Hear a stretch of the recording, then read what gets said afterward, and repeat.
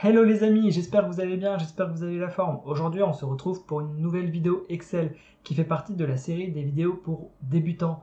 Dans la première vidéo de cette série, nous avions vu ensemble les 4 opérations de base, l'addition, la soustraction, la multiplication et la division. Sauf qu'en fait sur Excel, le grand intérêt c'est qu'il y a tout un tas de formules mathématiques préenregistrées. Et il y a par exemple une formule qui permet de sommer la totalité d'une range de cellules ou d'en faire la moyenne. Donc aujourd'hui, on va voir ensemble les 5 formules qui sont selon moi les plus utiles sur Excel. On y va. Donc j'ai préparé un fichier sur lequel on va travailler, donc je vous mets le lien pour le télécharger dans la description.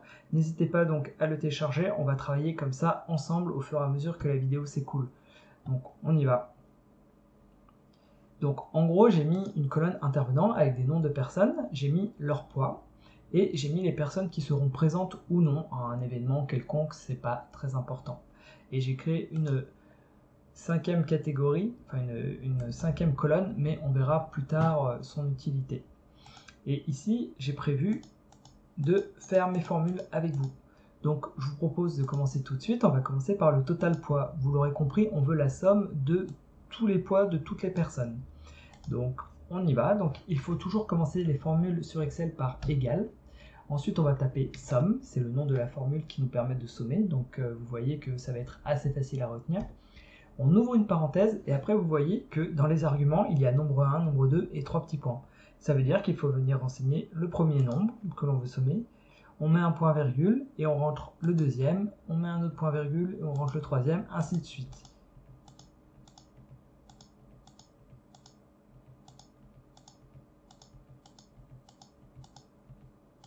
Lorsqu'on a fini, on ferme la parenthèse et on appuie sur Entrée. Et on tombe sur 1187.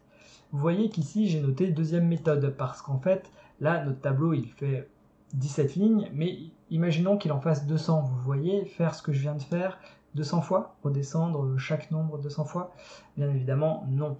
Donc Excel est assez intelligent, il nous permet de faire beaucoup plus rapidement, donc je vais vous montrer. Il suffit de faire clic droit et de laisser maintenir le clic droit appuyé sur la colonne E4, et ensuite vous descendez votre souris jusqu'à arriver là où on veut, donc en E19. Et vous voyez qu'il ne nous a pas mis un point virgule, mais il nous a mis un 2 points automatiquement Excel.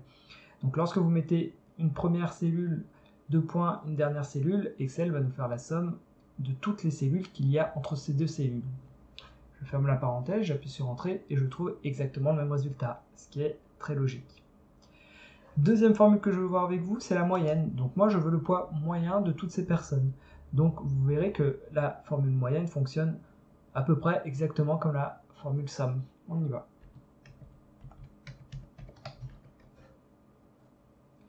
Donc on va utiliser la technique la plus rapide cette fois-ci.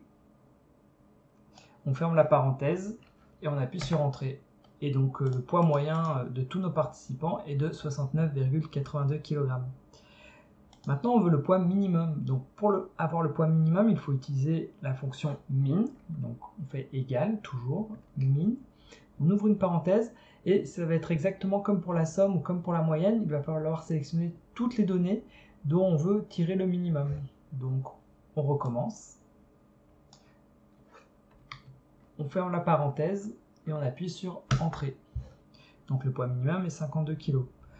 Le poids maximum, ça va être max. Donc, on fait pareil, max. Et on ferme la parenthèse. Et on appuie sur Entrée. Et ensuite, nous voulons le nombre de présents. Donc, on va partir du principe qu'à chaque fois que dans la colonne F, il y a une croix, c'est que la personne est présente. Donc, bon, il y a 6 croix, d'accord? On va utiliser une formule qui nous permet de compter le nombre de cellules qui ne sont pas vides.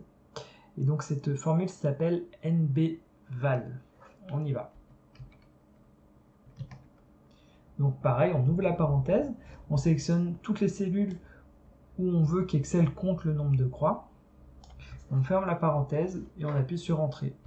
Et il y a 6 présents. Et effectivement, il y a 6 personnes où il y a des croix. A noter que dans l'exemple, j'utilise des croix, mais peu importe ce qu'il y a dans la cellule, normalement Excel s'adapte. Si je tape un nombre au hasard, vous voyez que le nombre de présents est passé à 7. L'idée de NBVAL, c'est qu'elle compte toutes les cellules qui ne sont pas vides. Donc nous avons vu 4 formules, la formule somme, la formule moyenne, la formule min et max, bon ça fait 2 mais je les mets que dans une, et la formule NBVAL qui vous permet de compter le nombre de cellules remplies. Maintenant les amis, on va passer à une formule un petit peu plus compliquée mais qui est ultra utile sur Excel et qui est tout le temps utilisée. C'est la formule SI. Cette formule, elle nous permet de donner à Excel une condition. Et si cette condition est respectée, Excel va renseigner dans la cellule où on a mis la formule une certaine valeur. Et si cette condition n'est pas respectée, il va renseigner une autre valeur. Donc, on va se donner un petit problème et on va utiliser SI pour le résoudre. Donc, vous voyez là, j'ai préparé une colonne qui s'appelle catégorie. On va dire qu'il y a 2 catégories. Il y a les poids plumes et il y a les poids moyens.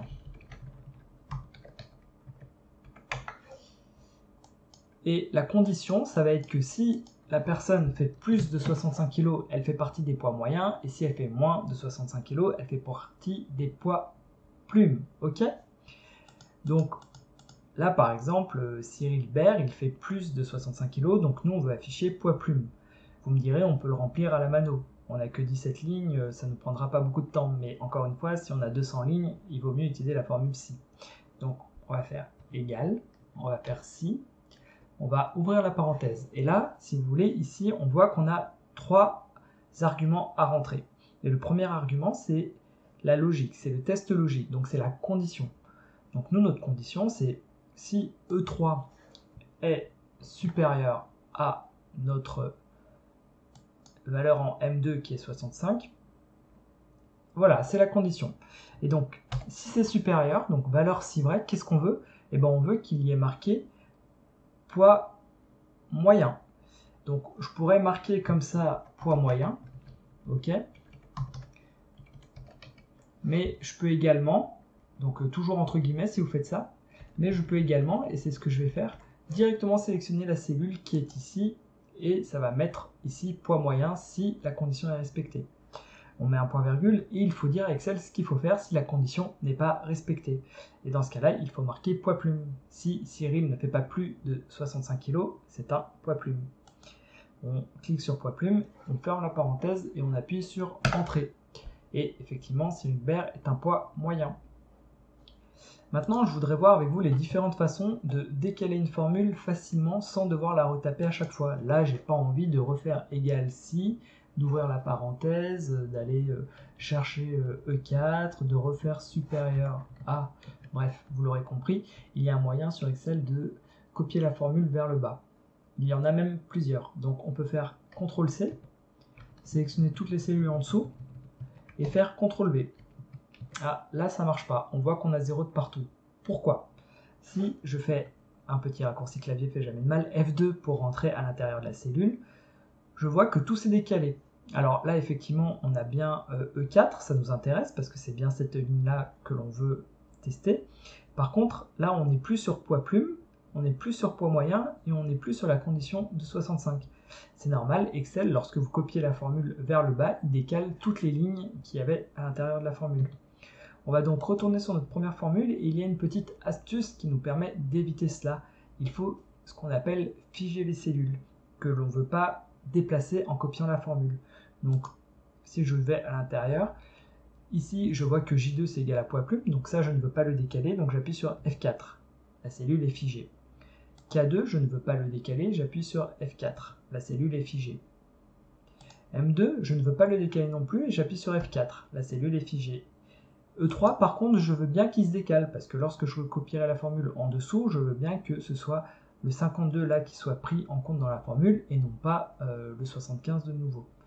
Donc, lorsque c'est terminé, j'appuie sur Entrée, et là, je retente encore de faire CTRL-C, donc de copier, et de coller en dessous.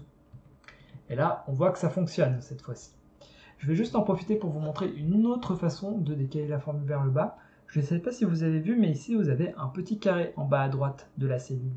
Si vous cliquez assez rapidement 2 fois d'affilée, la formule se calcule directement sur toutes les lignes jusqu'à arriver en bas du tableau. Vous avez 2 moyens de faire, à vous de voir ce que vous préférez. Donc voilà, on en a fini avec cette fonction-ci. Vous avez vu comment elle pouvait fonctionner. Et voilà les amis, on arrive au bout de cette vidéo. J'espère que vous avez apprécié, mais surtout j'espère que vous aurez compris que en fait la puissance d'Excel réside dans les formules et il existe des centaines de formules. Je vous ai montré les 5 qui sont selon moi les plus utilisées. Je vous en ai mis 2 très importantes dans la description. Maintenant, sachez que dès que vous avez un problème, il y a de fortes chances qu'il existe une formule qui vous permette de résoudre votre problème. Dans ce cas-là, pensez Google. Je vais faire d'autres vidéos sur d'autres formules. Je vais également faire d'autres vidéos pour débutants total parce qu'à mon sens, il reste encore pas mal de choses à voir. En attendant, portez-vous bien et je vous dis à très bientôt.